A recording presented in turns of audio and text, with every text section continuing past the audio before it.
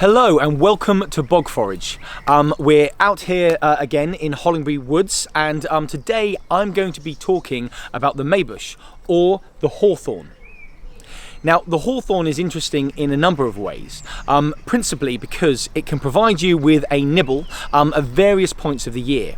So not only are its leaves edible, but also its berries, which are known as haws. So first, I'm going to talk about the leaf. Now,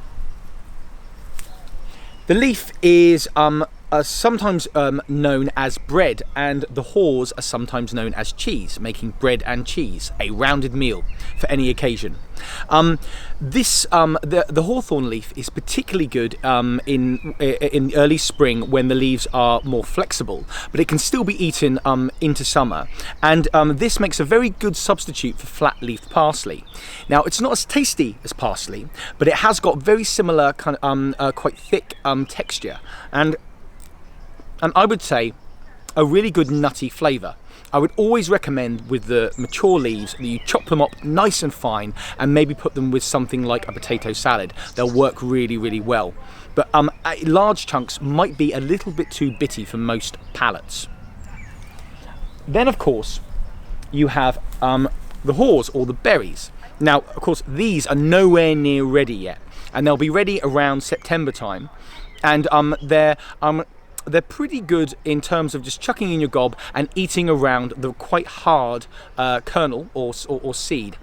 And what you can do is you can take off a lot of flesh from a lot of berries, and over a long period of time make a kind of sort of cheesy paste with them if you're so inclined. But generally they're best eaten straight off the bush, I find. So, something you might not know about the hawthorn is that it's actually a member of the rose family, and it's a rather large family, is the rose family. It's also one of our most common understory trees, which means that you've got your big trees such as ash and oak, and things like hawthorn as a kind of lower level tree that occupy the fringes of woodland and the lower parts of the woodland. It's very common. Once you get your eye in, you absolutely can't miss it, and there's something to eat off it all the year round. And it's time now for this week's poem, which is Don Patterson's Two Trees.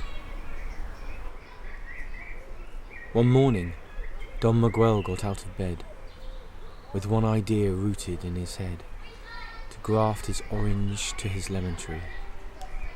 It took him the whole day to work them free. They opened their sides and lashed them tight. For 12 months, from the shame or from the fright, they put forth nothing, but one day there appeared two lights in the dark leaves.